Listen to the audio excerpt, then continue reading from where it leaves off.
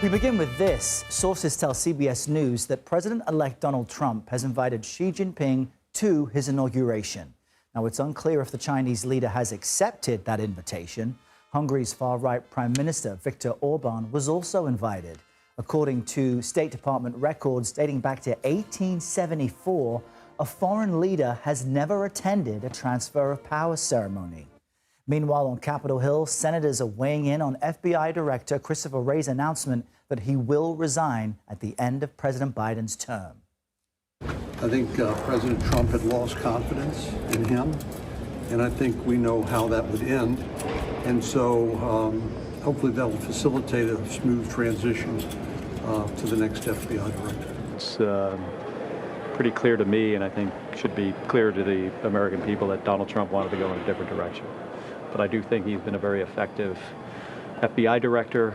I think it'll be a loss. I think he's done a good job, and my hope was that he would continue to serve through the rest of his term. I just think that the weaponization of the FBI against this President Biden's political opponents, is absolutely unacceptable. Now, Wray was appointed to serve a 10-year term as FBI director by Trump back in 2017. However, he was expected to be fired when Trump assumes office. Wray spoke about his decision yesterday. This is not easy for me. I love this place. I love our mission, and I love our people. But my focus is, and always has been, on us and on doing what's right for the FBI. Trump's pick to replace Wray, Kash Patel, has been busy meeting with senators on Capitol Hill already, shoring up support ahead of his confirmation hearings. This was his reaction to Wray's resignation. We look forward to a very smooth transition at the FBI, and I'll be ready to go on day one. For more on the Trump transition, let's bring in CBS News political reporter Libby Cathey. So this is significant. Libby, how does Wray resigning impact now the transition process? Is Patel's pathway easier?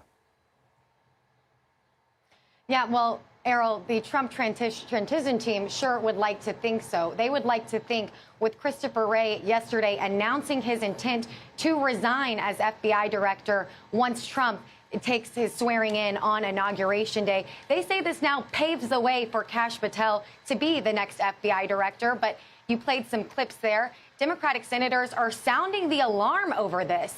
You had Chris Murphy, the senator from Connecticut, yesterday saying this is a real red alert moment now that it is official that Wray will be leaving. And as Trump transition team says, they think momentum is behind Kash Patel. Patel back on the Hill today, meeting with senators.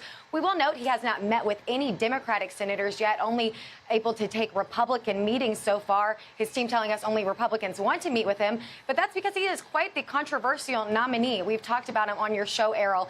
He has this book. He talks about an enemies list, naming Joe Biden, Kamala Harris, and a list of 60 people that he says are in the so-called deep state out to get President-elect Donald Trump. He has vowed to enact retribution on some of these people, but you heard that clip yesterday on Capitol Hill, a much more measured tone from Kash Patel as he works to get confirmed. Now, because Republican senators did pick up seats in this election, really, Kash Patel can afford to lose a couple of Republican senators if the rest support them. And that's what the Trump transition team is hoping for. But absolutely, Democrats sounding the alarm now with Christopher Wray announcing his intent to step down from the FBI come January. Errol. And Libby, help us understand why Trump has invited Chinese leader Xi to his inauguration. This hasn't been done in a very long time. What can you tell us about the thinking there? Yeah, big scoop from our Jennifer Jacobs on this, that Trump invited President Xi Jinping to his inauguration, made the invitation in the days shortly after winning the election. And this is notable exactly for what you said. This has never been done before. Foreign leaders have not attended a swearing in on American soil.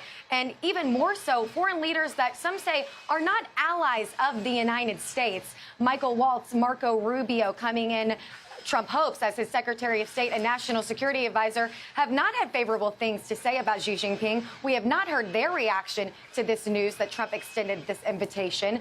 It's also not clear, as you said, whether Xi Jinping actually accepted. But we do know that Trump also invited Viktor Orban, that far-right Hungarian leader. He was just at Mar-a-Lago last week. But it is just another way that Trump is doing unprecedented things this time around. And really, we saw it with his first term, too. But he says he's more comfortable knowing Washington, knowing the office. So inauguration officials are already preparing for foreign dignitaries to attend come January 20th. We will see if they actually do. And Jennifer Jacobs will be following that reporting for us, Errol. Yeah, it's the Trump presidency 2.0, certainly already shaping up to be different than the first time around. Libby Cathey, thank you so much.